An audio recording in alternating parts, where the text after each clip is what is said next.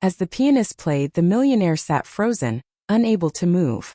The music he heard was the same as the tune his beloved had once played before she vanished 25 years ago. Miles Harrington sat alone in his grand office, gazing out at the bustling city of Seattle through the floor-to-ceiling windows. From up here, the world felt small and manageable.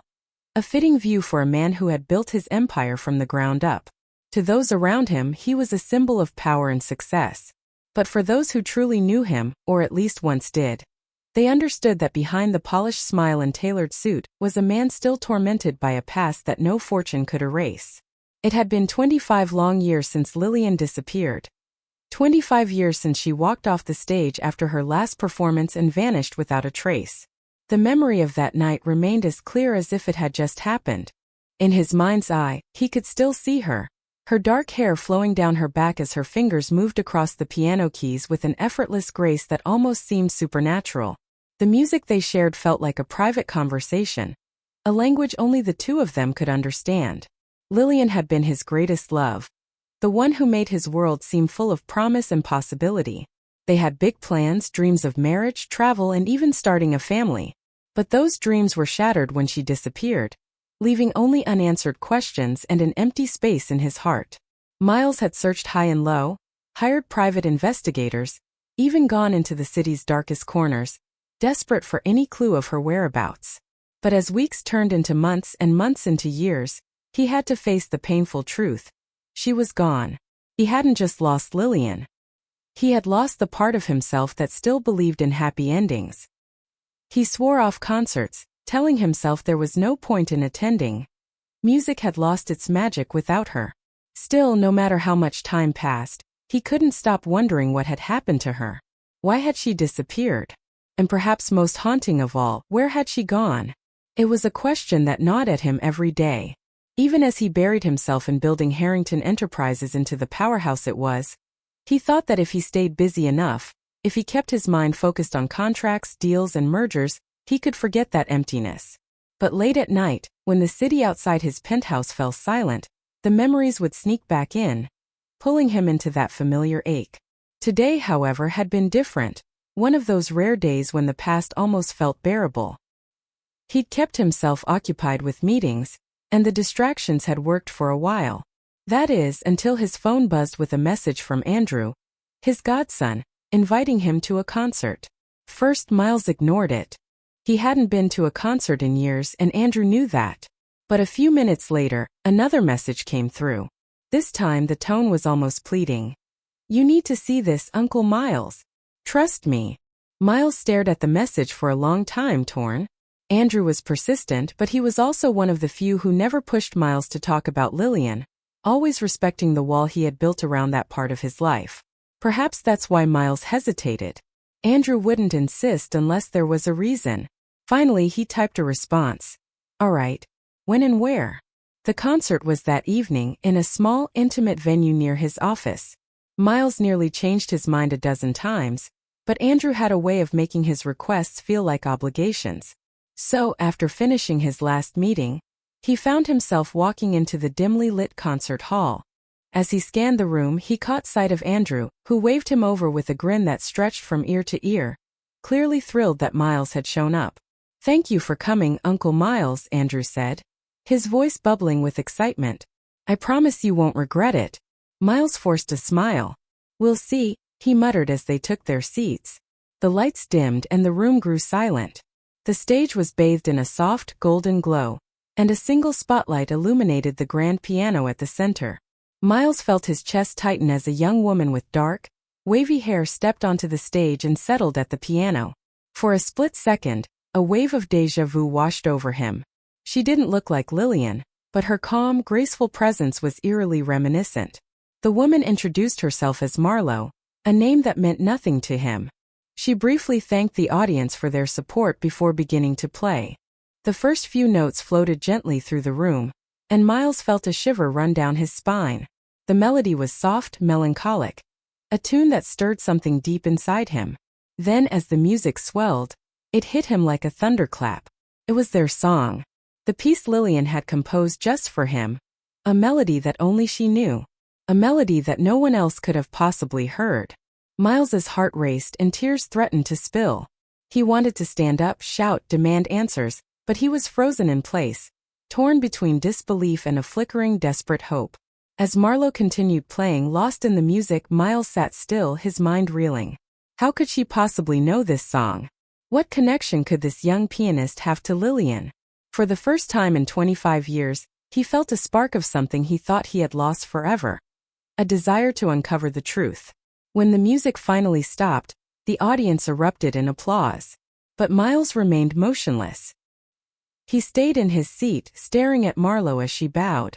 In that moment he knew he had to speak with her. He needed to know who she was and how she knew that song. And for the first time in years he felt a strange, unsettling sensation. Like the past wasn't as distant as he had thought. The concert hall buzzed with excitement as people chatted about Marlo's breathtaking performance. But Miles barely noticed the chatter. His mind was consumed, trying to make sense of what he had just heard. It was impossible yet undeniable. Their song, the melody Lillian had created for only the two of them. How could this woman Marlo know it? Andrew nudged his arm, pulling Miles from his thoughts. Uncle Miles? Isn't she amazing? I told you it'd be worth it. Andrew's face was still alight with excitement. Miles turned to him, his eyes wide, his voice a mere whisper. How? How did she know that piece? Andrew's smile faltered, a look of confusion crossing his face. What do you mean? It's just a beautiful piece. I thought you'd like it considering your history with music. Miles leaned in, his tone urgent. It's more than that. That song, no one else should know it. Only Lillian knew that melody. Andrew's eyes widened, a mixture of confusion and curiosity forming. Wait, are you serious? Andrew asked, his voice tinged with disbelief. Maybe it's just a coincidence, or perhaps she learned it somewhere else. Miles shook his head, still struggling to maintain his composure. No, you don't get it. That piece was private, something Lillian composed herself. I need to speak with her. Andrew, can you make that happen? Andrew hesitated, glancing at his uncle's intense, urgent expression. I'll try, he said slowly, unsure of where the sudden desperation was coming from. I'm not sure how these things work, but I can ask one of the event coordinators if she's available to meet fans. No, Miles interjected, his voice carrying a hint of frustration. I don't need just a casual introduction. I need to understand how she knows that song. He paused, taking a deep breath in an attempt to steady himself. Please, Andrew. Sensing the gravity of the situation, Andrew nodded. All right. I'll see what I can do. Just stay here, okay? He then got up and disappeared into the crowd, leaving Miles alone with his thoughts. Miles could hardly breathe as he waited, his mind spiraling back to memories he had buried for so long. Images of Lillian laughing as she played the piano filled his thoughts, her eyes sparkling with mischief as she teased him with melodies. That song had been theirs. A secret shared only between them. It was Lillian's way of saying I love you without words. Now, hearing it again, Miles felt an overwhelming surge of emotions that he hadn't allowed himself to feel in years. Before long, Andrew returned, his face glowing with success. Good news, he said. I spoke to one of her assistants. She's willing to meet you briefly, but we have to hurry. She's got another event to prepare for tomorrow. Miles felt a mix of relief and anxiety wash over him. He hadn't expected things to move this quickly, but he wasn't about to let the chance slip away. Where is she? He asked, already standing. Follow me, Andrew replied, leading him through a side door into a quieter section of the venue. They walked down a few corridors before arriving at a small room where Marlo was sitting, speaking softly with a couple of people. She looked different off stage, more relaxed, but still carried an air of elegance as they approached. One of the assistants stepped forward. Miss Marlo, this is Mr. Miles Harrington. He was hoping to have a quick word with you. Marlo glanced up, her expression polite yet slightly reserved. Of course, she said, offering a warm professional smile. It's always a pleasure to meet people who enjoy my music. Miles hesitated, unsure of how to begin. This wasn't a conversation he had prepared for, and the words weren't coming easily. But he couldn't afford to waste time with pleasantries. I'm sorry if this seems abrupt, he started, his voice trembling slightly. But I need to ask you about the last piece you played. Where did you learn it? The smile on Marlowe's face faltered. She seemed taken aback by his question, as though it wasn't something she had been expecting. The last piece? She repeated, trying to assess his intent. It's a piece my mother taught me when I was young. One of the first songs she ever played for me. Miles's heart skipped a beat. Your mother? He whispered, the word catching in his throat. Who? Who was your mother? Marlowe looked at him, clearly puzzled. Her name was Lillian. Lillian Chambers. She paused, as if weighing his reaction. She was a pianist, but she passed away a long time ago. The room seemed to tilt slightly as Miles absorbed what she had said. He gripped the back of a nearby chair to steady himself, his mind spinning.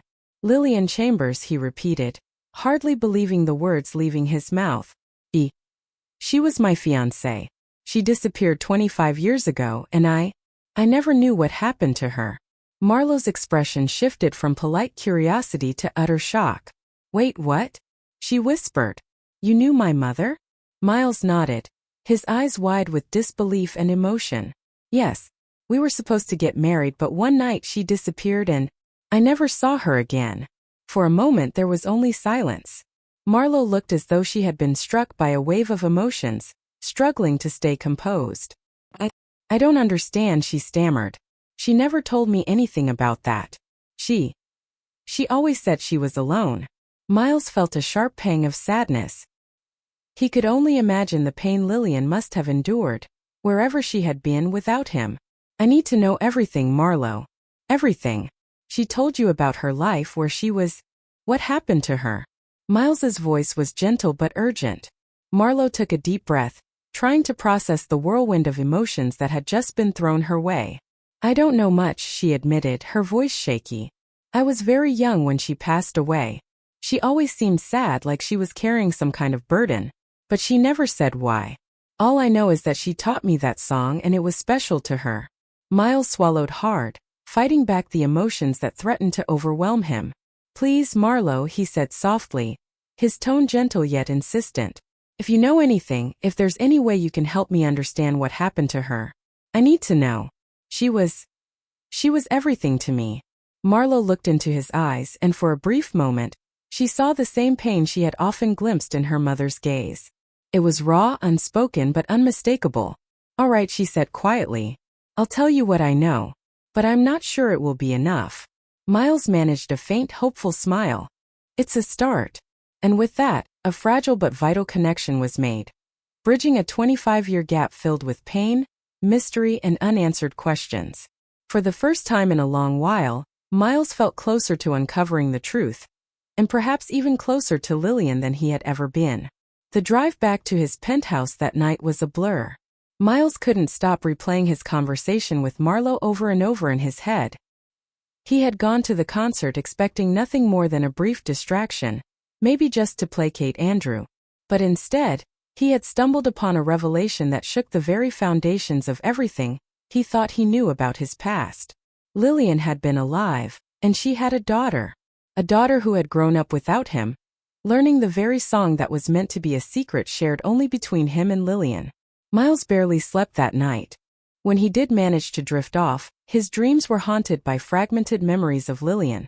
Her laughter, the way she would brush a strand of hair behind her ear as she played, and the soft echo of their song lingering in the background. Every time he woke up, the crushing reality hit him all over again. Lillian had lived long enough to raise a child, and he had never known. But why? Why had she disappeared, and what had kept her away? The next morning, Miles found himself sitting at his desk, staring at a photograph of Lillian he kept hidden away in a drawer, out of sight from the rest of the world. She was smiling, her eyes bright with life, completely unaware of what lay ahead. He hadn't looked at the photo in years, but now it felt like a lifeline. He was desperate for answers, and Marlowe was his only lead. He picked up his phone, dialed Andrew's number, and waited as the line rang. Uncle Miles? Andrew's voice came through, a mix of surprise and concern. Everything okay? Andrew's voice sounded surprised, as if he hadn't expected a call so soon. I didn't expect to hear from you this quickly. I need to see her again. Miles cut straight to the point. Marlowe, I need to talk to her. There's more I need to understand, and she's the only one who can help me. There was a brief pause before Andrew responded, his tone unsure. I'm sure we can arrange something, but you know she's not exactly available on short notice, right? She has a pretty packed schedule. I don't care, Miles replied, his voice firm. I'll make time. I'll do whatever it takes. I need to know what happened to Lillian, and if Marlo can help me, then I need to speak with her. Another pause, this time heavier, as if Andrew was assessing just how serious Miles was about this. Finally, he sighed. All right, I'll see what I can do. But you need to be prepared, Uncle Miles. This might not give you the closure you're hoping for. Just do it, Miles insisted, his tone leaving no room for negotiation. Please. After ending the call, Miles sank back into his chair, feeling the familiar weight of anxiety settle over him. He knew this wouldn't be easy. There was a chance that pursuing this path would only open old wounds, but he had to try. For 25 years, unanswered questions had lingered, and now, for the first time, there was a spark of hope that he might finally find the answers he so desperately needed.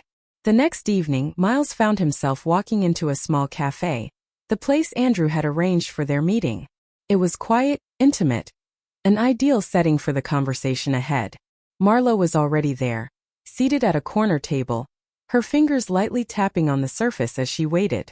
She looked up as Miles approached, her expression a mix of curiosity and caution. Mr. Harrington, she said, offering a polite nod as he sat across from her. I wasn't expecting to see you again so soon. Please call me Miles, he replied, trying to sound composed, though his heart was pounding. Thank you for agreeing to meet with me. I realize this might be overwhelming. Marlo gave a small, tight-lipped smile. It is, but I'm curious too. You said you were close to my mother, that you were engaged. I want to know more about that. Miles took a deep breath, trying to collect his thoughts. We met when we were both young. She was a pianist, talented, passionate. We fell in love and we were going to get married. But one night after a concert she disappeared. I searched for her for years, but it was like she vanished into thin air. I never found out what happened to her. And I never stopped wondering. Marlo's expression softened, and for the first time, Miles saw a flicker of sadness in her eyes. She never really talked about her past. Not to me anyway. All I knew was that she was alone, and that she always seemed like she was hiding something. I guess now I understand why. Miles leaned in, his voice barely above a whisper. Do you know where she was during those years? Did she ever tell you why she left or where she went? Marlo shook her head slowly. No, she never talked about it. I remember asking her once when I was little, but she just said it was a long story and that it was better if I didn't know. But she always looked so sad when she said it. Miles felt his heart tighten as the image of Lillian protecting her daughter from whatever pain she'd carried for so long hit him. Did she keep anything? Letters, photographs? Anything that might help us understand? Marlo paused, thinking carefully. After a moment she nodded. There was a box. She kept it in her room and always told me not to touch it after she passed. I did look inside once, but there wasn't much, just a few old photos and a letter that didn't make sense to me. It was odd. Can I see it? Miles asked, his tone almost pleading. I know this is a lot to ask, but if there's any chance it could help me understand what happened, I need to see it. Marlo hesitated, her eyes searching his as if weighing whether or not to trust him with this. After a long moment she nodded. All right, I'll bring it to you. But I'm not promising it will give you the answers you're looking for. My mother. She was complicated. I loved her, but I never really understood her. Miles nodded, grateful for her willingness to share. Thank you, he said softly. I don't know what I'll find, but it means a lot that you're willing to help. As they wrapped up their conversation, Miles felt a strange mix of anticipation and dread. Whatever was in that box could change everything, or it could lead to even more questions and confusion. But one thing was certain. He was closer now to the truth than he had been in over 2 decades.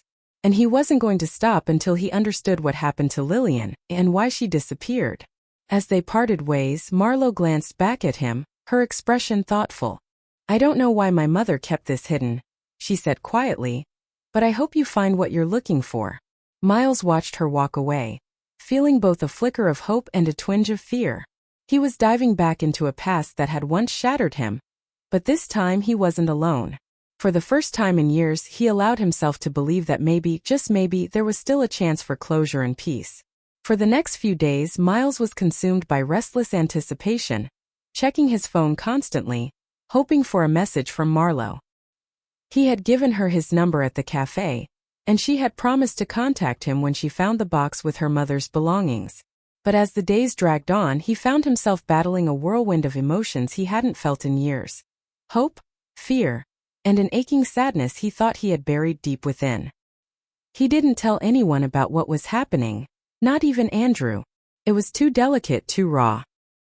He feared that if he spoke about it, everything might slip away like waking from a dream. Instead, he threw himself into work, attending meetings, reviewing contracts.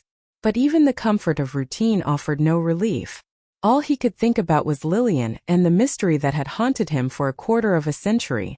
Then late one evening, as he was finishing up in his office, his phone buzzed with a new message. His heart skipped a beat when he saw Marlo's name on the screen. "I found the box. Can you meet tomorrow?" Miles replied immediately. "Yes. Name the time and place." They agreed to meet at a small cafe near Marlo's apartment. It was a quiet, out-of-the-way spot where they could talk without interruptions. The next day, Miles arrived early, unable to contain his anxiety. He ordered a coffee but barely touched it. His eyes were fixed on the door, waiting for her to walk in. When Marlo finally arrived, she was carrying a small, weathered box about the size of a shoebox under her arm. She looked different today. Less like a performer, and more like a young woman who had just uncovered a part of her past.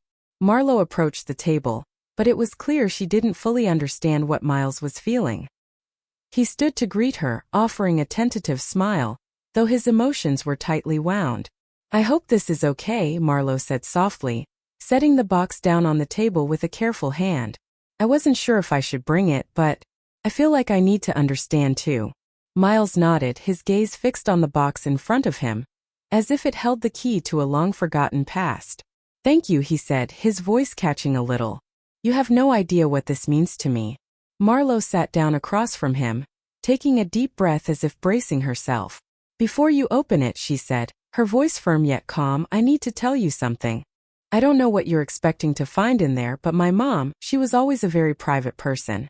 She never talked about her past, and I never pushed her. So whatever you might find, it might not be the answers you're hoping for." Miles' voice was soft but resolute. "I understand. But even if it doesn't give me everything, I have to try. For my own peace of mind." Marlo nodded quietly. She hesitated for a moment before pushing the box toward him. Miles' hand shook just a little as he lifted the lid, revealing the contents inside. A few old photographs, a delicate silver locket, and a bundle of letters tied together with a worn ribbon. On top of the letters, a small handwritten note addressed to Marlo caught his attention. He picked up one of the photographs and felt his breath catch. It was of Lillian, young, smiling, sitting at a piano. The photo was old and faded, its edges curling with time, but there was no mistaking her face. The sight of her after so many years hit him like a wave, pulling up memories, some sweet, some painful, that he had buried deep within himself. Marlo watched him, her expression a mix of curiosity and caution. "That photo was taken before I was born," she said gently. "I don't know who took it, but it's always been in the box."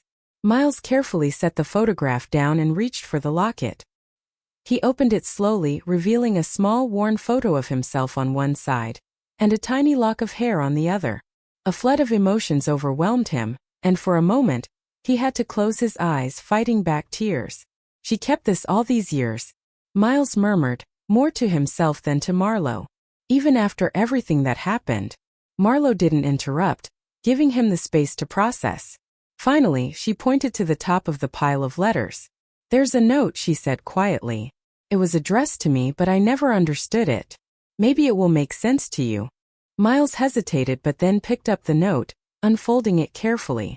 The handwriting was delicate, familiar, and his heart skipped a beat as he read the first few words. "My dearest Marlo, if you are reading this, it means I am no longer with you. There were things I needed to keep hidden to protect you.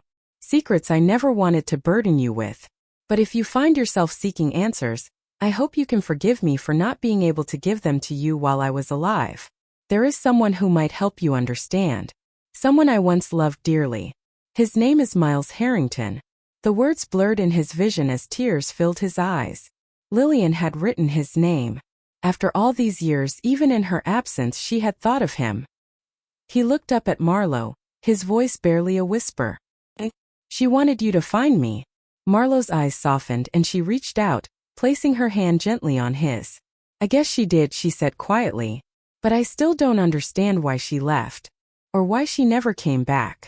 Miles wiped his eyes, taking a deep breath to steady himself. I don't know either. But we're going to find out. Whatever happened. Whatever kept her away, we'll get to the bottom of it. The next few hours passed in a blur as they went through the contents of the box together. Most of the letters were mundane, filled with reflections on everyday life, thoughts about Marlowe's childhood, and the occasional mention of Lillian's hopes and dreams for her daughter. But in between the lines there were hints, small fragments of information that suggested Lillian had been afraid of something, someone, or both. One letter caught Miles's attention and he read it aloud. Sometimes I wish I could go back and change things. But I know there are choices I made that can never be undone. I hope one day you'll understand why I did what I did. Why I had to keep you safe. Please, Marlowe, if you ever get the chance, find Miles. He will help you understand. Miles set the letter down slowly, his mind spinning. Lillian had known something. Whatever it was, it had been enough to drive her away from him. And from their future together. But it was clear she hadn't wanted it to end this way. She had been forced to make a choice, and now he was determined to find out what, or who had driven her to that decision. Marlowe looked at him, a mixture of hope and fear in her eyes. What do we do now? She asked, her voice small. Miles stood a little taller, his voice resolute. Now we keep digging. We follow every lead, every clue. Whatever happened to your mother? We'll find out. And if there's someone responsible for all of this, they're going to have to answer for it. For the first time since seeing Marlowe on stage, Miles felt a new sense of purpose. The past had been full of unanswered questions and unresolved pain, but now with Marlowe by his side, he was ready to face it head-on. Together they would uncover the truth, no matter how far they had to go or how painful the answers might be. In the days that followed, Miles and Marlowe began their investigation with renewed determination. They met regularly, often at the same small cafe where Marlowe had first brought the box, and each meeting seemed to bring more questions than answers. Miles had resources, connections, and a drive he hadn't felt in years, but there were still so many gaps in the story, so many pieces of the puzzle missing. One evening, as they sat at their usual corner table, Marlowe placed a fresh stack of letters on the table between them. I've been going through everything again, she said, her voice thoughtful. There's something that keeps coming up. An address. It's mentioned a few times. I think it might be where she was staying after she left. Miles's eyes lit up at the mention of an address. An address? He grabbed one of the letters and quickly scanned it. His mind raced. If we can figure out where she was, maybe we can find someone who remembers her. Someone who knows more about why she disappeared. Marlowe nodded, her eyes filled with a flicker of hope. It's not much. But it's the best lead we have right now. The address is in a quiet neighborhood on the outskirts of Seattle, Marlowe explained, looking at Miles. I thought maybe we could go there together. Miles hesitated for a moment. He hadn't been back to that part of the city in years, not since Lillian had vanished. But the determination in Marlowe's eyes was enough to push his doubts aside. Yes, he said, his voice steady. Let's go. The following day they drove to the address. The city's bustling energy faded away as they ventured into quieter streets lined with modest, aging homes. It was a stark contrast to the world Miles knew, one filled with high-rise buildings, corporate meetings, and the constant hum of activity. Here the pace was slower, more deliberate, and there was a quiet melancholy that hung over the neighborhood. It felt like a place where time moved differently. When they reached the address, they found themselves standing in front of a small, unremarkable house. The paint was peeling, and the garden appeared to have been forgotten long ago. It didn't look like much, but there was something about it that felt oddly familiar to Miles, almost like he had been here before, even though he knew he hadn't. Marlowe glanced at him, then back at the house. This is it, she said quietly.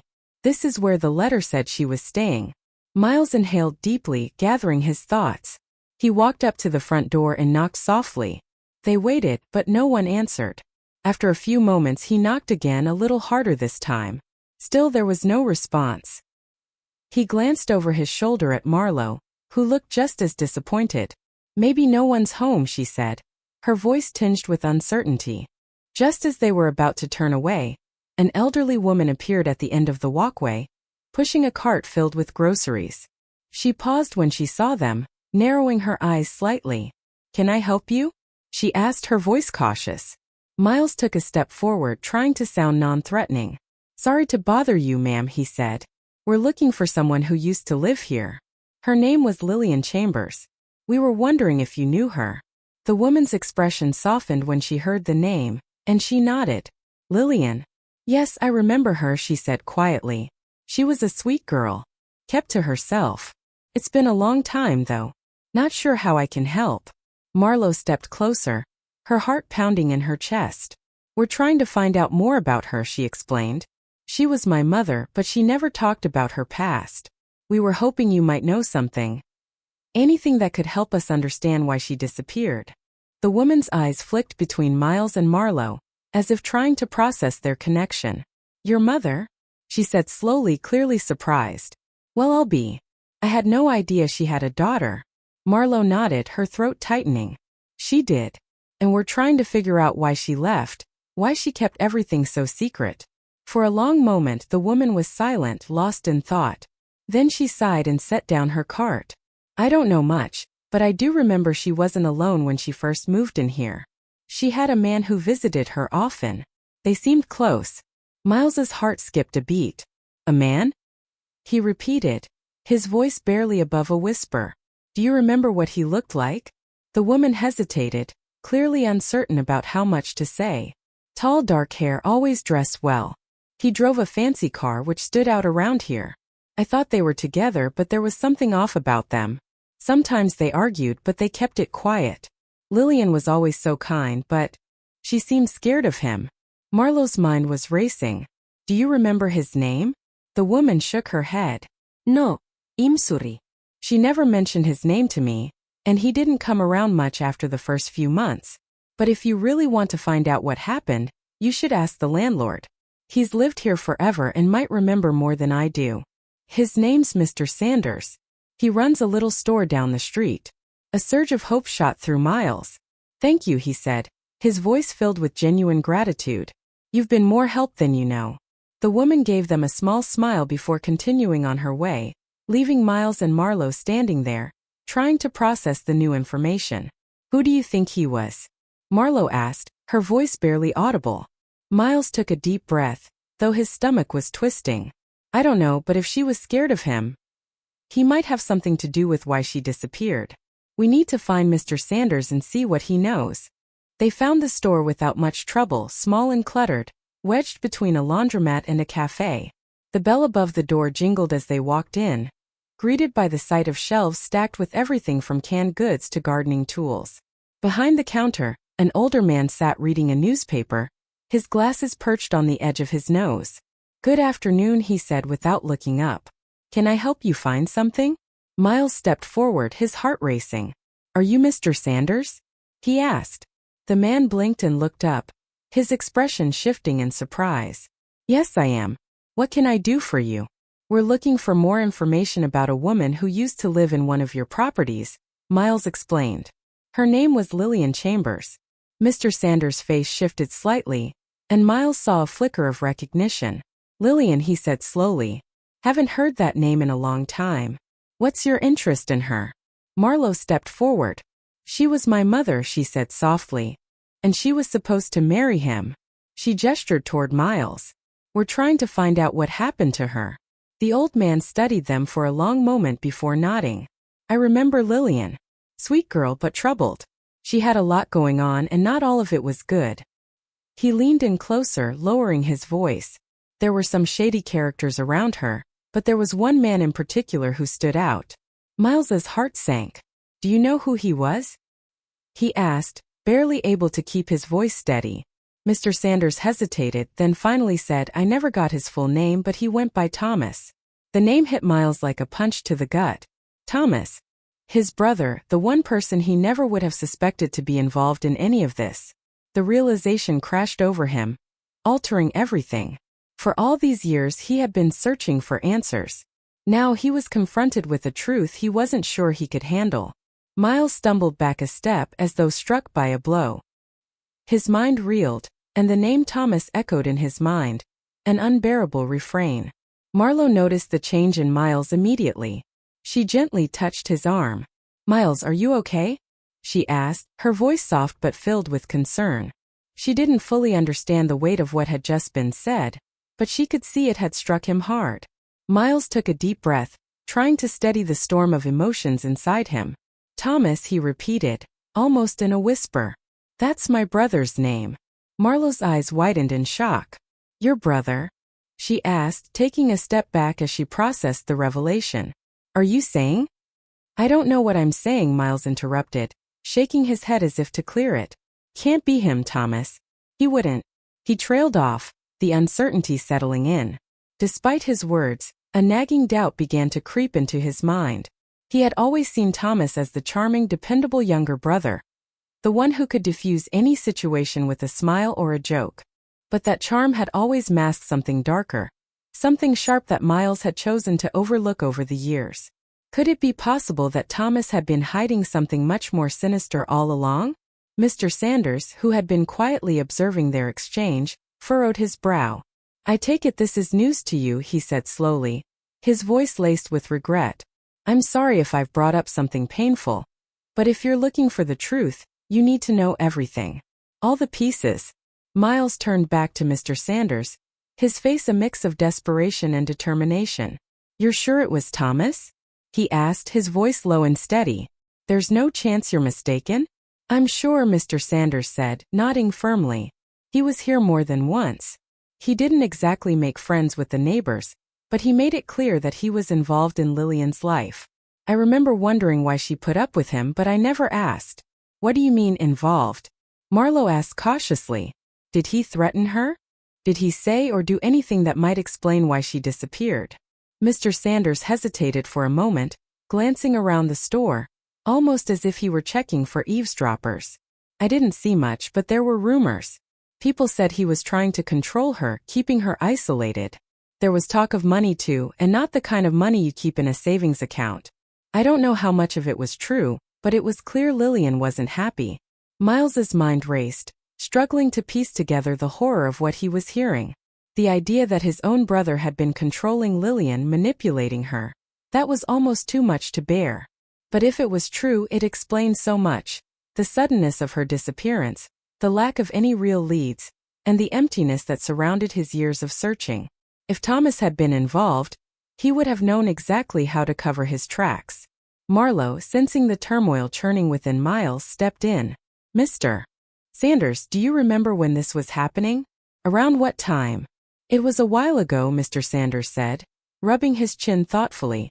"But I'd say about 25 years, give or take. Right around when she vanished." He paused for a moment, lost in his own memories. "I remember because it was the talk of the neighborhood for a while, and then one day she was just gone." Miles clenched his fists, a fresh surge of anger coursing through him. Why didn't anyone say anything? He demanded. Why didn't someone call the police or at least try to help her?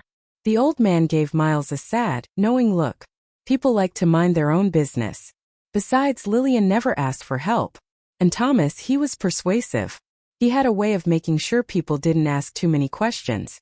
Marlo's expression darkened, her voice soft but serious.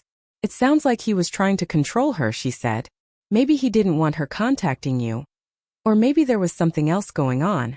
Miles didn't respond immediately. His mind was reeling, 1,000 thoughts and questions battling for attention, none of them leading to any clear answers. He had to confront Thomas. He had to face him whatever the cost. But at the same time, a part of him was terrified of what he might discover. If Thomas was truly responsible for Lillian's disappearance, it meant that all his years of searching, all the sleepless nights wondering what had happened to her, had been for nothing. The person he should have been looking for had been right in front of him all along. "Thank you, Mr. Sanders," Miles said finally, his voice tight with emotion. "You've given us more information than we had before. We appreciate your help." The old man nodded, his expression sympathetic. I hope you find what you're looking for, he said quietly. Lillian was a kind soul. She didn't deserve whatever happened to her. As they left the store, Marlo glanced at Miles, trying to read his expression. What do we do now? She asked quietly. Are you going to talk to him? I have to, Miles replied. His jaw clenched with resolve. If there's even a chance that Thomas was involved, I need to know. I can't let this go. The drive back to the city was silent, the weight of the new information pressing down on them. Miles's mind churned, a storm of conflicting emotions crashing inside him. He thought of all the times Thomas had been there for him. The late-night phone calls, the shared business ventures, the camaraderie that only brothers could have.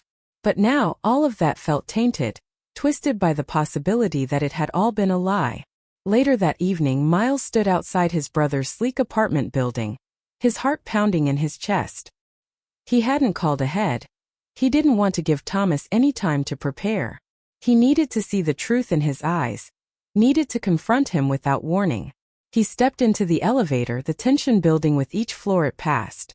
When the doors opened, he walked down the familiar hallway, stopping in front of a door he had visited countless times. He hesitated for just a moment, his hand hovering over the doorbell, but then he steeled himself, pressing the button. A few moments later, the door opened and there stood Thomas, his expression one of surprise, but also a touch of pleasure at the unexpected visit. Miles, what a surprise, he said, flashing that easy, charming smile that Miles had always trusted. What brings you here? Miles didn't waste any time. We need to talk, he said, his voice sharp. About Lillian. For a split second, Miles thought he saw something flicker in Thomas's eyes, something like fear or guilt. But then it was gone, replaced by a mask of confusion. Lillian? Miles, that was years ago. Why are you bringing this up now? Because I found out some things, Miles said, his tone low and firm. Things that don't add up. And I need to hear the truth from you. No more lies. Thomas's smile faltered, but he quickly recovered, stepping aside to let Miles in. All right, let's talk, he said, his voice smooth, almost too smooth. But I think you're mistaken, brother. I don't know what you think you've discovered, but I can assure you it's not what you're imagining. Miles stepped inside, his gaze locked on Thomas. I hope you're right, he said, his voice low, because if you're not... He let the sentence hang in the air unfinished, but the implication was clear.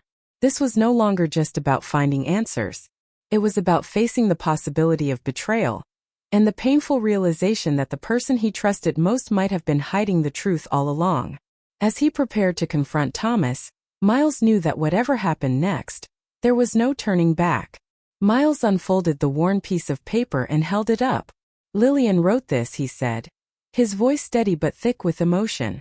She mentioned a man who was controlling her, a man she was scared of. And today I learned that man might have been you. Thomas's face remained unreadable, but Miles saw the slightest tightening around his eyes, just a flicker of something too brief for Miles to fully catch. You've been talking to the wrong people, Thomas said calmly, leaning back against the arm of the sofa. I don't know who's trying to turn you against me, but I can assure you they're lying. Stop it, Thomas. Miles snapped, his voice rising louder than he intended. I'm not here to play games. I want the truth. You knew Lillian was alive after she disappeared, didn't you? You were in contact with her. What were you doing? Why? For a moment, Thomas seemed to struggle with his words, his expression hardening. Then, with a slow, measured breath, he stood up, his posture defensive. All right, Miles, he said, his voice almost resigned. You want the truth? Fine. Yes, I was in contact with Lillian after she left. But it wasn't what you think. I was trying to help her. Miles blinked, caught off guard by the sudden admission. Help her? He repeated, incredulous. By keeping her away from me? By making sure no one could find her? Thomas stood up straighter, his voice rising with a mix of frustration and anger. You have no idea what was going on, he said, his words sharp. You think she just disappeared because she wanted to? No, Miles. She was in serious trouble. And she begged me not to tell you. Miles's heart hammered in his chest. He felt like he was on the edge of some terrible revelation, something he both feared and longed to hear. What kind of trouble? He asked, his voice barely a whisper. Thomas hesitated, as though weighing how much to say. Lillian was being blackmailed, he said finally, by some people she got involved with. People who had leverage over her. She thought they were going to hurt you, Miles. And she was terrified. So she ran. She thought it was the only way to keep you safe. The words hit Miles like a punch to the gut. Blackmail. Threats. The image of Lillian scared and alone, forced to make a decision that tore her away from everything she loved, twisted something inside him. Why didn't she come to me? He asked, his voice breaking. Why didn't she tell me what was happening? Because she didn't think you could protect her, Thomas said bluntly, his tone almost cold. She thought if you knew you'd try to fight them and you'd end up getting hurt. She was trying to protect you, Miles, even if it meant sacrificing everything. Miles felt a sharp pang of both pain and anger. And you? He demanded. What were you doing in all of this? Just watching from the sidelines? Thomas shot back, his frustration spilling over. I was trying to keep her safe. His voice rose with each word. I made sure those people stayed away from her. I helped her find a place to stay. Gave her money. I did everything I could. But he stopped, his voice cracking slightly. She wasn't happy. She was scared. And she never stopped thinking about you. Miles's head was spinning, trying to process everything that had just been laid out before him. You should have told me, he said, his voice shaking with emotion. I could have helped her. We could have figured it out together. Thomas's eyes darkened, a bitter edge creeping into his words. You're not listening, Miles. She didn't want your help. She thought the only way to save you was to disappear. And she made me promise not to tell you where she was. She thought it was the only way to keep you safe. Miles clenched his fists, his chest tight with rage and heartbreak. Then why didn't she ever come back? He demanded, his voice raw. If you were protecting her, why didn't she ever come home? Thomas hesitated. For the first time, his composure seemed to crack. Because she couldn't, he said quietly. She had an accident. She lost her memory, Miles. She didn't even know who she was anymore. The words felt like a weight that dropped heavily in the room. An accident? Miles repeated, his voice hollow. You're telling me she was out there alive and she didn't even remember? Thomas nodded, his voice barely above a whisper. She had a few good years after she left. But then she had a car accident. She was in a coma for weeks, and when she woke up, she didn't remember anything. Not you. Not her music. Not even her own name. She lived the rest of her life as someone else, in a small town with no memory of the woman she used to be. Miles felt sick, his vision blurring as tears welled up in his eyes. Why didn't you tell me? He asked, his voice breaking. You should have told me the moment you found out. I could have helped her. Brought her home. Thomas looked down, his face drawn and weary. What good would it have done, Miles? He asked quietly. She didn't remember you. She didn't remember anything. I thought maybe it was better this way. That you could move on, have a life. But you never did. Did you?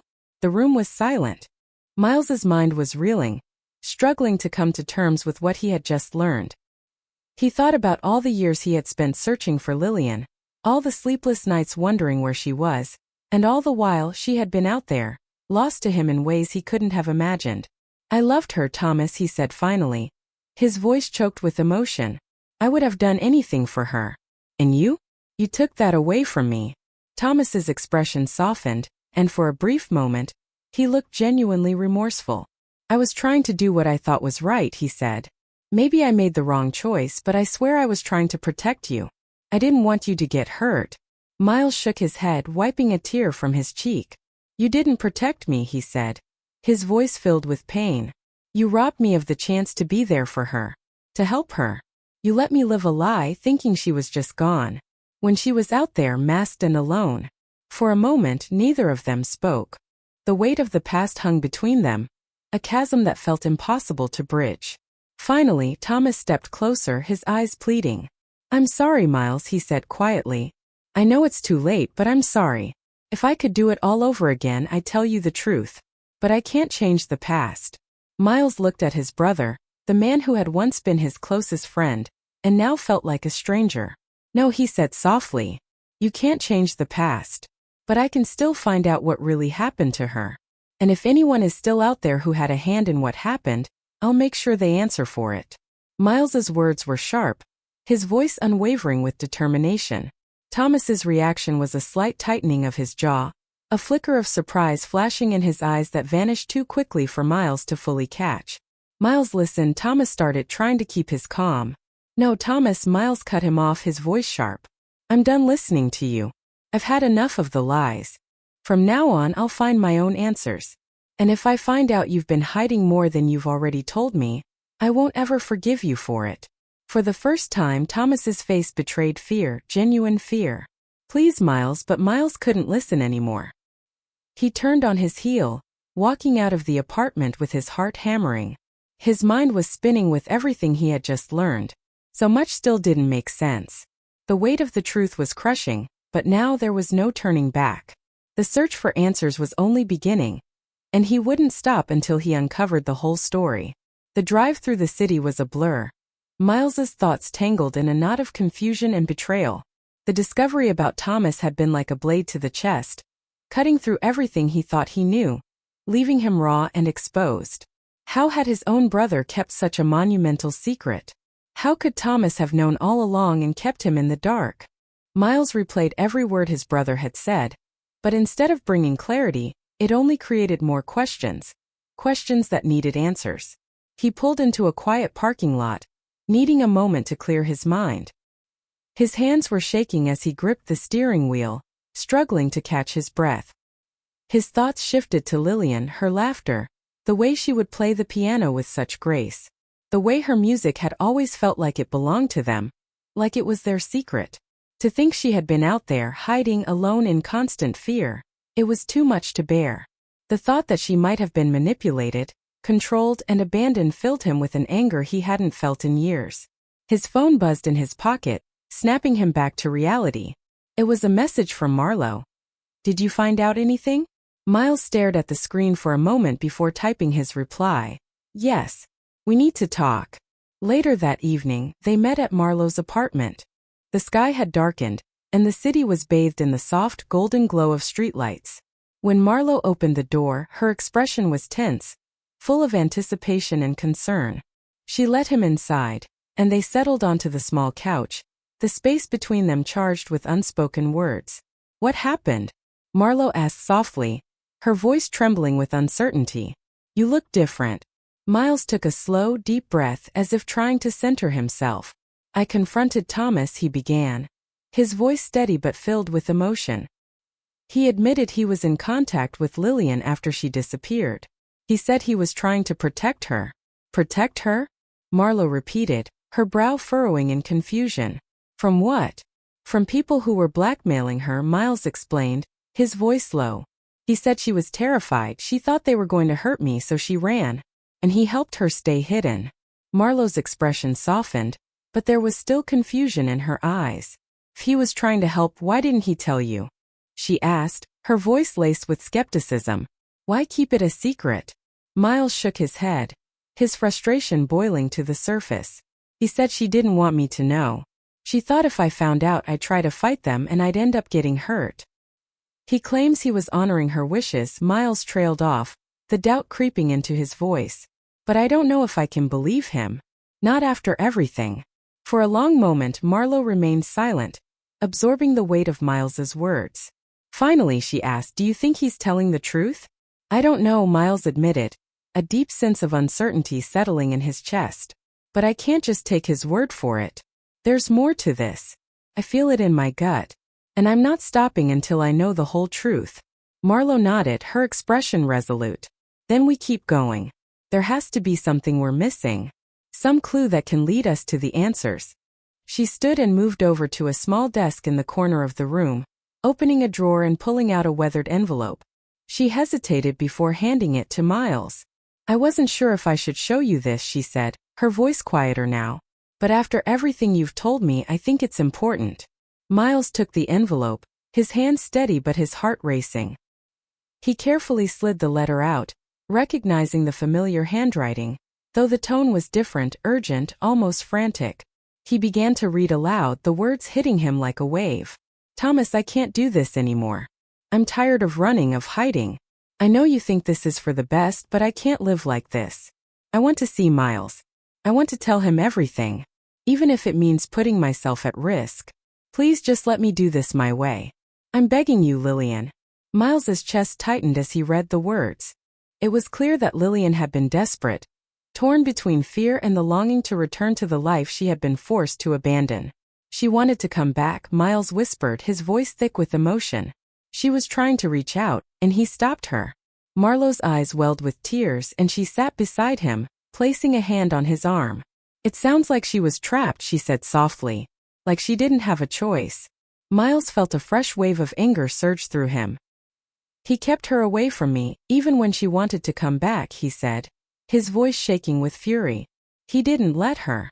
And now he's acting like he did her a favor. He clenched his fists, his knuckles white with rage. I should have seen through him. I should have known.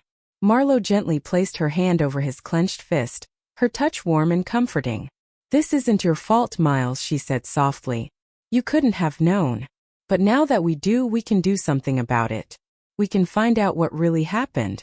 They spent the next few hours poring over the letters, looking for anything that could shed light on the situation. Most of them were vague, filled with hints of fear, but always leaving something unsaid, like Lillian had been trying to communicate without saying too much. It was as if she feared that even her letters could be intercepted. Then near the bottom of the stack they found a letter that stood out. Unlike the others, this one wasn't addressed to Thomas or Marlowe. It was addressed to a name neither of them recognized. Carter Blake? Marlowe read aloud, frowning as she scanned the letter. Who's Carter Blake? I don't know, Miles said, his pulse quickening. But if she was writing to him, it means he was important. Someone who might have known what was really going on. The letter was short, but it was clear Lillian had been asking Carter for help. Carter, I need you to make sure Thomas doesn't find out about this. I'm planning something and I can't afford any mistakes. If anything happens to me, you'll know why. Miles and Marlowe exchanged a look, a new sense of purpose dawning in both of them. If this Carter Blake is still around, he might be able to help us, Marlowe said, her voice resolute. We have to find him. Miles nodded, a flicker of hope stirring inside him. Yes, he could be the key to all of this. Miles pulled out his phone, his fingers scrolling furiously as he searched for any trace of Carter Blake. He was desperate for a lead, but there were too many results, too many possibilities, none of them fitting the man he was looking for. Frustration began to cloud Marlowe's face as she watched him. There has to be a way to narrow this down, she said, her voice tense. If he was connected to Thomas, maybe he's tied to your family business in some way. Miles thought for a moment, then nodded slowly.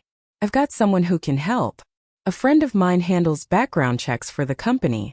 If Carter Blake has any connection to us, he'll be able to find it. With that, they decided to call it a night. But just before they left, Miles turned to Marlowe, his expression serious. Are you okay with all of this? He asked gently. I know it's hard digging up all these old wounds. Marlowe gave a small sad smile. I need to know, Miles, she said. I need to understand why my mother made the choices she did, why she was so scared. Even if it's painful. I want to know the truth. Miles nodded, his respect for her growing. We'll find it, he promised. No matter how long it takes or how difficult it gets, we'll find out what happened to her. And we'll make sure those responsible are held accountable. As they left the apartment, Miles couldn't shake the feeling that they were on the edge of something huge, something that would finally answer all their questions. But he also knew that the closer they got to the truth, the more dangerous things could become. If Thomas had been lying for so long, there was no telling what lengths he would go to in order to keep the rest of his secrets buried. The next morning, Miles felt a surge of urgency. The previous night's discoveries had left him on edge. There were still too many unanswered questions, and now with the name Carter Blake to follow, there was a new thread to pull. If Lillian had reached out to this man, he could be the key to unlocking everything about what had happened all those years ago. Miles picked up the phone and dialed Greg, his contact who handled background checks and sensitive information for Harrington Enterprises. Greg, I need a favor, Miles said, his voice steady but urgent. I'm looking for someone named Carter Blake. I don't have much to go on, but I need to know if he has any ties to our family business or my brother Thomas. Greg didn't ask for details, which Miles appreciated. I'll see what I can find, Greg said. Give me a few hours. Miles tried to stay still while he waited for Greg to get back to him, but it was impossible. His mind kept replaying everything he'd learned. The idea that Thomas had orchestrated Lillian's disappearance, that he had kept her hidden and manipulated the entire situation, was a reality he wasn't sure he could accept. But the more Miles thought about it, the more it all began to make sense. Thomas's charm, his ability to manipulate people, his need to control, it all added up, and the realization made Miles sick to his stomach. Around midday, Greg called back. "I found something," he said. Carter Blake was a private investigator. Looks like he did some freelance work for various clients over the years. But there's one job that stands out. About 25 years ago, he was hired by a woman named Lillian Chambers to look into a series of anonymous threats. She paid him a substantial amount to find out who was behind them. Miles's pulse quickened. Did he find anything? That's where it gets complicated, Greg continued. There's no official report, but I dug deeper. I found a series of encrypted emails exchanged between Blake and Thomas Harrington. It looks like they were negotiating something, trying to keep whatever Blake had discovered quiet. I don't have all the details, but it seems like Blake was trying to get more money from Thomas to stay silent. Miles felt a chill run down his spine. So Thomas was paying Blake to keep quiet? Is that what you're saying? Looks that way, Greg confirmed. If Blake had information that could have exposed Thomas's involvement, it makes sense he'd want to silence him. But I did manage to find a current address for Blake. He's still in Seattle. Miles's heart raced as he wrote down the address. Thank you, Greg. I owe you one. He hung up the phone and immediately called Marlowe. His hands trembled slightly as he spoke. I found him, he said, his voice tight. Carter Blake. I'm going to see him today. I'm coming with you, Marlowe replied without hesitation. Miles hesitated for a moment, aware of how dangerous things were getting. Marlowe, I don't know what we're walking into. I'm coming, she repeated, her voice firm. This is about my mother, too. I have to be there. Miles couldn't argue with that. All right. I'll pick you up in an hour. When they arrived at Blake's address, Miles was struck by the rundown appearance of the building. It was a small, dilapidated office structure on the edge of the city, one that had clearly seen better days. The windows were grimy, and the paint was peeling. But Miles felt a strange mix of anticipation and dread as they made their way up the narrow staircase to the second floor. They reached the door marked C. Blake Investigations and knocked. A gruff voice called out from inside. It's open. Miles stepped inside, and the dim light of the office revealed a man in his late 50s sitting behind a cluttered desk. He was tall, with graying hair and a rough, weathered look that suggested he'd seen his fair share of trouble. He looked up, his eyes narrowing slightly as he took in the sight of Miles and Marlowe. Can I help you? He asked, his voice gruff. Miles didn't waste any time. My name is Miles Harrington, and this is Marlowe Chambers. We're here to ask you about Lillian Chambers and the work you did for her 25 years ago. Blake's expression shifted. Just for a moment, a flicker of recognition crossed his face. Lillian, he muttered almost to himself. Figured it was only a matter of time before someone came looking for answers. He leaned back in his chair, studying them both. But I'm guessing you're not here just out of curiosity. What do you want to know? Miles stepped forward, his gaze unwavering. We know that you were hired by Lillian to investigate threats she was receiving. We also know you had dealings with my brother, Thomas. We want to know what happened. Blake let out a low, humorless laugh. Thomas Harrington, he said with a shake of his head. Now there's a name I haven't heard in a while. He reached for a cigarette, lighting it with a flick of his lighter. You're opening up a can of worms. You know that? Miles's jaw tightened.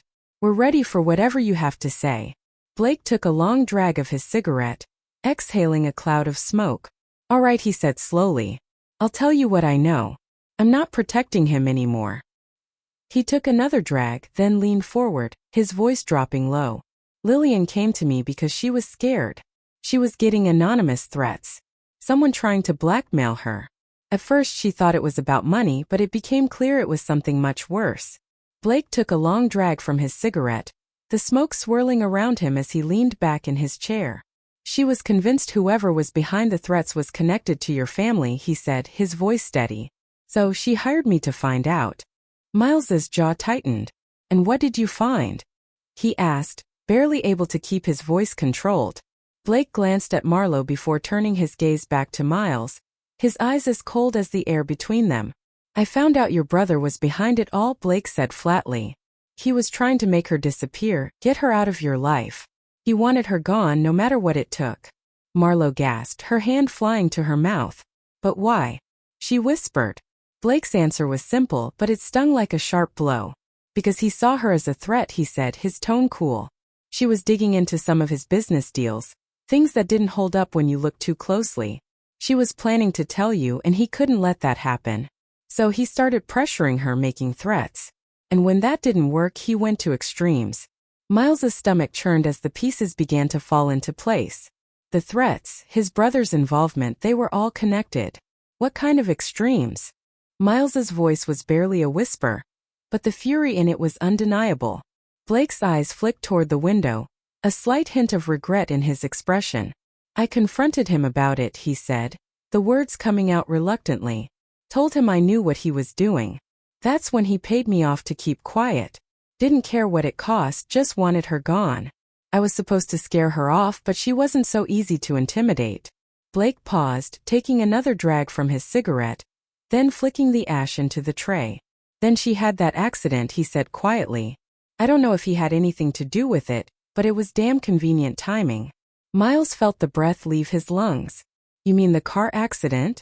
He asked, his voice ragged. The one that caused her to lose her memory? Blake nodded grimly. After that she was gone. No one heard from her again. And your brother made sure it stayed that way. He kept paying me to keep my mouth shut, to make sure no one ever connected the dots. But now it looks like those secrets are starting to catch up with him. Marlo's face was streaked with tears. She turned to Miles, her voice shaking. He did this. Thomas did this to her? Miles's hands trembled with rage. He could hardly believe what he was hearing. Why didn't you say anything? He demanded, his voice tight with fury. You could have helped her. You could have stopped this. Blake's expression hardened. I'm not proud of it, he said, his voice low. But I was in too deep, and Thomas made it very clear what would happen if I crossed him. He had power, money. I didn't. I was just trying to survive. But I know that doesn't make it right. Miles felt as though the ground had been ripped from under him. All these years, he had been searching for the truth, and now it felt like the answers had been buried beneath his own brother's betrayal. Thank you for telling us, he said coldly, the weight of the revelation heavy in his words. But if you knew all of this, you owe it to Lillian and to Marlo to help us bring him down. Blake took a long drag of his cigarette, his eyes narrowing as he considered the request. All right, he said finally, exhaling a thick cloud of smoke. I'll help you, but you need to be careful. Thomas isn't going to roll over and admit to any of this. He'll fight and he'll play dirty. You better be ready for that. Miles met Blake's gaze, his eyes burning with determination. I'm ready. I don't care what it takes. He's not getting away with this. As they left Blake's office, Marlo took Miles's hand, squeezing it tightly. We'll get justice for her, she said softly, her voice filled with quiet resolve. We'll make sure everyone knows the truth. Miles looked at her, seeing the strength in her eyes, the same strength that had carried her through years of pain and uncertainty. Yes, he said, his voice steady. We will. And this time no one is going to stop us. The drive back to the city was silent. Miles was lost in thought, his mind whirling with everything they had learned. Marlo glanced at him a few times, sensing the weight of his thoughts but not wanting to intrude. Finally, as they neared the city limits, she spoke, her voice soft and almost tentative. What are you going to do, Miles? She asked, her words uncertain. You've got the truth now, but what's next? Miles tightened his grip on the steering wheel, his knuckles turning white. I don't know, he admitted, the rawness of the situation sinking in. I want to confront him. I want to make him pay for everything he's done.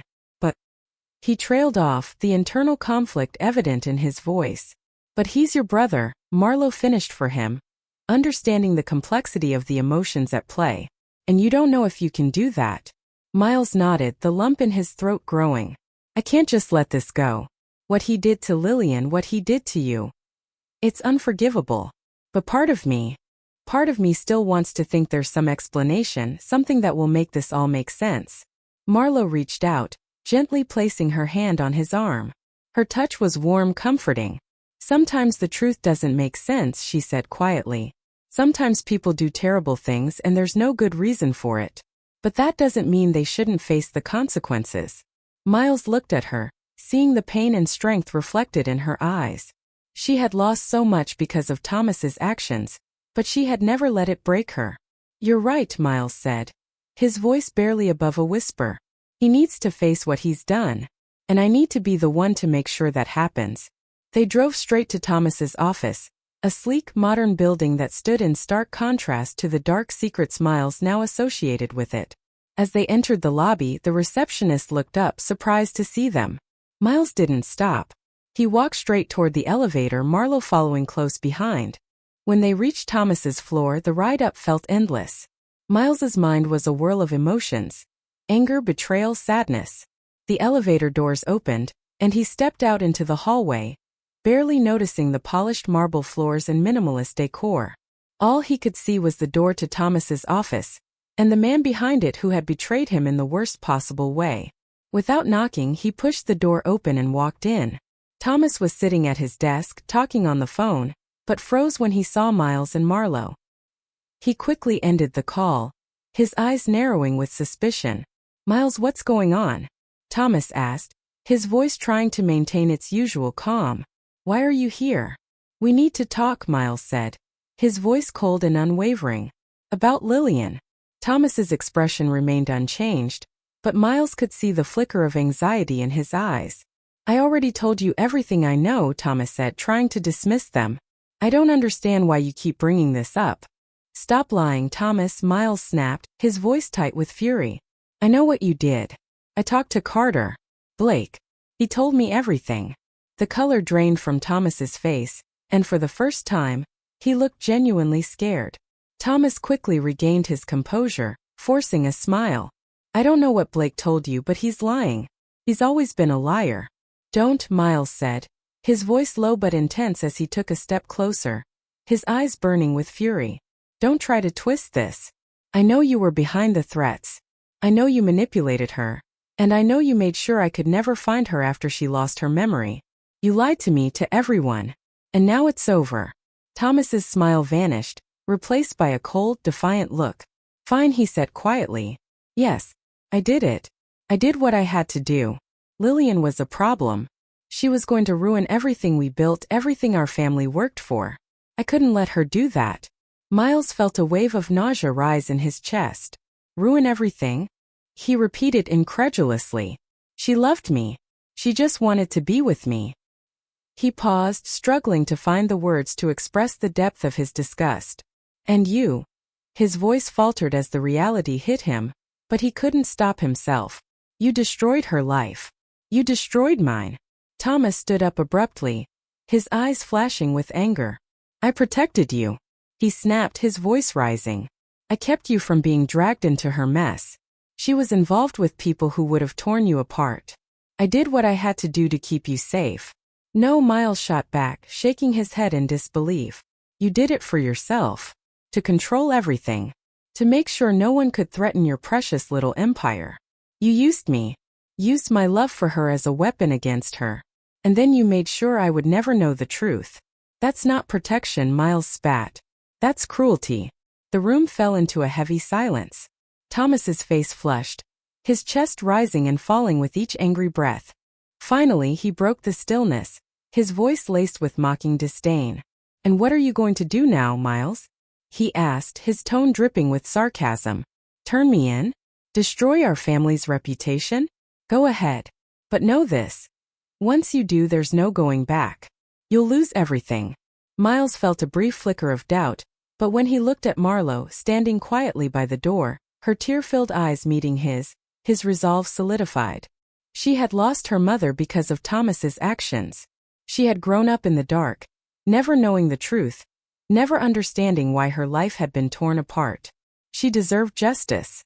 "I'm not losing anything," Miles said, his voice steady, unwavering.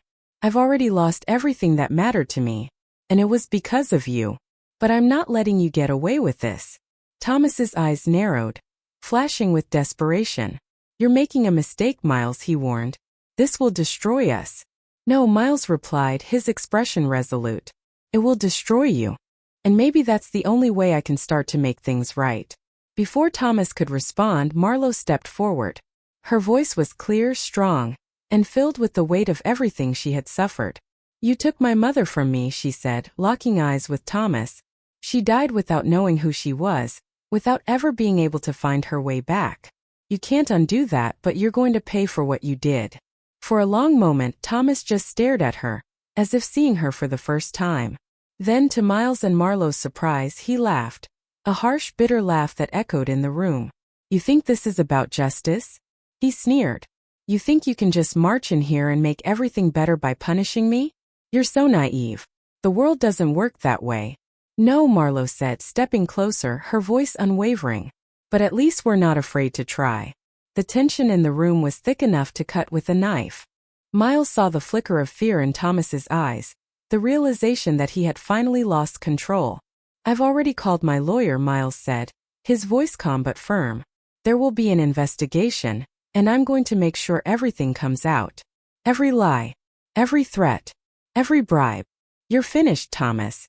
Thomas's face twisted into a sneer, his lips curling in contempt. You think this will make you happy? He mocked. You think this will bring her back? No, Miles said softly, his voice tinged with sadness. Nothing can bring her back. But it will give her the justice she never got. And maybe, just maybe, it will help me find some peace. For a moment, Thomas seemed ready to argue, to lash out, but then something in him seemed to break. His shoulders slumped, and he muttered, almost to himself, You always were too sentimental. I thought I was protecting you, but I guess I was just protecting myself. Miles stood there, looking at the man who had once been his brother, the person he had trusted most in the world, but now saw only a stranger, someone who had caused so much pain. Goodbye, Thomas, he said, his voice final. I hope someday you understand what you did. He turned to leave, and Marlo followed him, her hand slipping into his. They walked out of the office together, the weight of the past now slowly lifting, but the road ahead still uncertain. As the elevator doors closed behind them, Miles felt an unfamiliar sensation.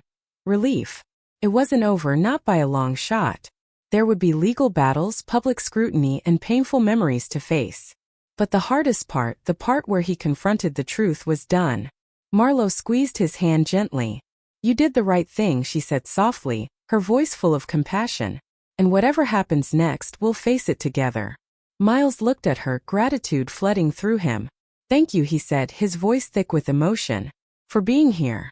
For helping me find the truth. I couldn't have done it without you. They stepped out into the cool evening air. For the first time in years, Miles felt like he could breathe again. The road ahead was uncertain, but at least now he knew he was heading in the right direction. And no matter what lay ahead, he was ready to face it, knowing he was no longer alone. The next days were a blur of activity. Miles had expected resistance, but the speed at which everything unraveled was almost dizzying. Once the investigation began, it didn't take long for the truth to come to light. The media quickly caught wind of the scandal, and soon the Harrington name was plastered across newspapers and TV screens. But this time, Miles wasn't concerned about the fallout. He was determined to see it through. As the investigation deepened, more disturbing details emerged. Thomas had been using Harrington Enterprises as a cover for illicit business dealings, which Lillian had uncovered. She had threatened to expose him, so he had resorted to blackmail, manipulation, and ultimately coercion to silence her. The anonymous threats, the orchestrated disappearance, and the cover-up. Everything had been part of a twisted plan to preserve his power and control. But now, with Miles and Marlo working together to expose the truth, Thomas's empire of lies was crumbling. The day of Thomas's arrest, Miles stood outside the courthouse, watching as his brother was led away in handcuffs. Reporters crowded the area, shouting questions, their cameras flashing relentlessly, but Miles barely noticed them. His focus was entirely on Thomas, watching the man who had caused so much pain finally face the consequences of his actions. Thomas turned to look at him one last time. His expression was a mixture of anger, sadness, and maybe, just maybe, regret. But Miles didn't flinch. He had made his choice, and he knew it was the right one. As the police car pulled away, Miles felt a strange sense of closure, as if a chapter of his life had finally been finished, though not in the way he had hoped. But at least it was over. Afterward, Miles and Marlo found a quiet spot in a park nearby, away from the frenzy of the media. They sat on a bench, the late afternoon sun casting long shadows across the grass. For a while, neither of them spoke. They didn't need to. The silence was a welcome reprieve. A moment of peace after the storm of emotions they had just weathered. "Are you okay?" Marlo asked gently, breaking the silence at last. Miles nodded, though the weight of everything that had happened still lingered in his chest. "I think so," he replied quietly. "It's strange. I thought I'd feel more relieved, but there's still this emptiness. Like I lost something I can never get back." Marlo looked down at her hands, absent-mindedly fiddling with the bracelet around her wrist. "I know what you mean," she said softly. "I spent so many years wondering who my mother was, why she disappeared. Now that I have the answers, I almost wish I didn't. It doesn't make the pain go away." Miles turned to her, his expression softening. "I'm sorry, Marlo," he said quietly. "For everything. For what my family did to you. To your mother. I wish I could change it." Marlo shook her head, offering a sad but understanding smile. "You don't need to apologize, Miles. You're not responsible for what Thomas did. You helped me find the truth, and that's more than I ever expected. I'm grateful for that." They sat in silence a little longer, watching as children played in the distance, their laughter carried on the breeze. The simplicity of the moment felt like a reminder of the beauty still in the world, even amid the pain. Miles felt a pang of longing, wishing he could have shared moments like this with Lillian. A chance to simply sit together. No secrets, no lies, just the comfort of being in each other's company. "I've been thinking," Miles said, breaking the stillness, his voice quieter now, "about what to do next. I don't want to keep running Harrington Enterprises the way it's been. Too much of it was built on lies, on things I didn't even know were happening. I want to make things right." Marlo looked at him, her curiosity piqued. "What do you mean?" "I'm going to step down," Miles said, his words deliberate. "At least for a while. I need to figure out who I am without all of this. And I want to start a foundation in Lillian's name. Something that helps people who've been hurt, who've been silenced. It's not much, but it's a way to honor her. To make sure her story doesn't just end in tragedy." Marlo's eyes softened and she reached out, taking his hand in hers. "That sounds like a beautiful way to remember her," she said warmly. She would have wanted that. Miles felt a warmth spread through him at her words, a sense of peace that had eluded him for so long. "I hope so," he said quietly. "I spent so long trying to find her, holding on to something that was already gone. Maybe it's time I let go and started building something new." Marlo nodded, her expression understanding. "I think that's what she would have wanted for you too," she said. "And you're not alone, Miles. Whatever comes next, I'll be here." As they sat there watching the sun dip below the horizon, the sky painted in soft shades of orange and pink, it felt like the end of a long, painful journey. But it also felt like the beginning of something new. A chance for healing, a chance for peace. In the weeks that followed, as the dust began to settle, Miles focused on keeping his promises. He made the announcement about stepping away from Harrington Enterprises, appointing a trusted colleague to take over while he took the time he needed. The foundation, which he named the Lillian Fund, was established quickly, with Marlo supporting him every step of the way. Its purpose was clear: to help survivors of abuse, harassment, and coercion, giving them the resources they needed to rebuild their lives. At first, the media treated the announcement with skepticism, questioning whether it was a PR move designed to salvage the family's reputation. But as stories about the foundation's impact began to surface, it became clear that this was something genuine. Something born out of love, regret, and a deep desire to make amends. Slowly, people began to see Miles not just as a man caught in a scandal, but as someone trying to atone for his past, someone determined to make a real difference. One evening, after a long day of meetings, Miles and Marlo found themselves back at the same cafe where their journey had begun. They sat by the window sipping their drinks, and for the first time in a long time, there was a sense of calm between them. "Do you think it's enough?" Miles asked, staring down at his cup. "Do you think I've done enough to make up for everything?" Marlo looked at him thoughtfully, her eyes full of warmth. "I don't think it's about making up for the past," she said gently. "The past is there and we can't change it. But we can choose what we do next. And you've chosen to do something good." Something that will help people. That's what matters. Miles smiled, a genuine warm smile that he hadn't felt in years. Thank you, he said, his voice full of gratitude. For believing in this. For believing in me. I don't think I could have done it without you. Marlo blushed slightly but smiled back. I think we needed each other, she said simply. Maybe that's why everything happened the way it did, so we could find a way to move forward together. As they left the cafe, walking through the quiet streets, Miles felt lighter than he had in a long time. There were still scars, still parts of him that ached when he thought of Lillian and all the things they never got to share. But there was also hope now, a sense of purpose he hadn't felt in years. He was ready to face whatever came next, no longer carrying the weight of the past alone. They reached a small park, the same one they had visited the day of Thomas's arrest. Miles stopped, looking up at the stars beginning to appear in the sky. You know, he said thoughtfully, I used to think that if I ever found out what happened to Lillian, it would bring me peace. But now I realize it wasn't about finding answers. It was about finding a way to live with the ones I already had. Marlo nodded beside him, standing close. And you've done that, Miles. You've found a way to turn something painful into something beautiful. That's not easy. Miles reached out and took her hand, the warmth and connection between them a steadying force. I couldn't have done it alone, he said quietly.